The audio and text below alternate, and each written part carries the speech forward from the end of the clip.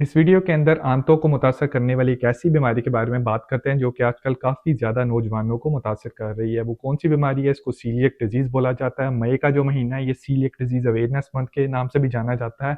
अब इस वीडियो के अंदर बात करते हैं कि सीलिएक डिजीज़ की अलामात क्या होती हैं, इसकी तशख़ीस के लिए कौन से टेस्ट किए जाते हैं और इसके इलाज के लिए क्या-क्या ऑप्शंस अवेलेबल हैं। वीडियो को एंड तक देखिएगा।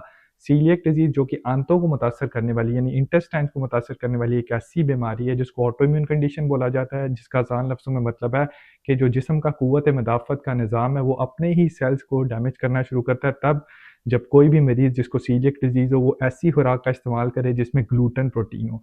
अब ये ग्लूटेन प्रोटीन किन चीज़ों के अंदर मौजूद होता है? ये गंदम, जौ और राई के अंदर मौजूद होता है। जब भी सीलिएक डिजीज़ का पेशेंट कोई ऐसी खुराक खाएगा जिसमें ये ग्लूटेन प्रोटीन होगा तो उसकी वजह से मरीज़ों को अलामात आना शुरू हो जाती है। सीलिएक डिजीज़ की अगर अलामात की बात की जाए तो जो है वो लूज़ मोशन यानी डायरिया का होना यानी इसहाल का होना और इनका लंबे अरसे तक रहना, पेट के अंदर दर्द का महसूस होना या पेट के अंदर बहुत ज़्यादा गैस का महसूस होना। अक्सर लोग कहते हैं वो बहुत ज़्यादा उनका पेट ब्लोटेड रहता है।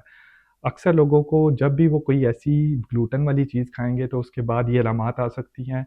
जब लंबे अरसे तक इसका इस्तेमाल करते रहते हैं तो आंतों के अंदर सोजिश होना शुरू हो जाती है, जिसकी वजह से क्या होता है जो खुराक के अंदर जो ज़रूरी अज्ज़ा होते हैं वो अच्छे तरीके से जिस्म में अब्ज़ॉर्ब नहीं होते। जब वो अब्ज़ॉर्ब नहीं होते तो मरीज़ कंप्लेन करना शुरू करते हैं कि उनका वज़न जो है वो कम होता जा रहा है, जिस्म के अंदर बहुत ज़्यादा थकावट होती जा रही है।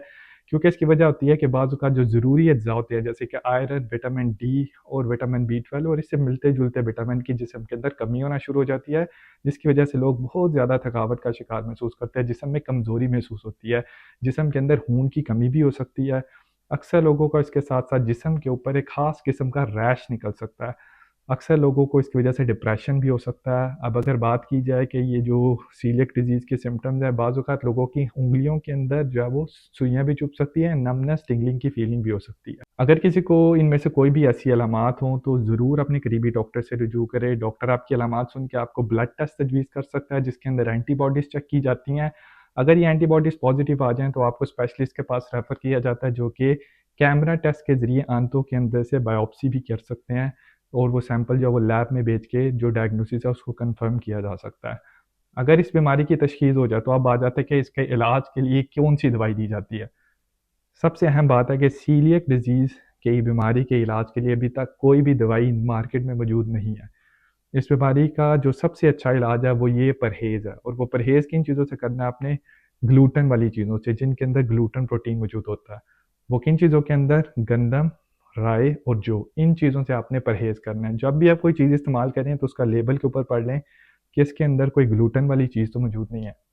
अपनी खुराक का आपने बैलेंस्ड खुराक का इस्तेमाल करना है ताकि आपको ज़रूरी अज्ज़ा जो चाहिए, जो कि गंदम से आपको मिलने होते थे, जौ से, राई से, वो आपको दूसरी चीज़ों से पूरे करने पड़ते हैं। बाज़ औक़ात आपको डायटीशियन के पास भी रेफ़र किया जा सकता है जो कि आपको आपके लिए मुतवाज़िन ग़िज़ा जिसके अंदर ग्लूटेन मौजूद ना हो वो भी रेकमेंड कर सकता है।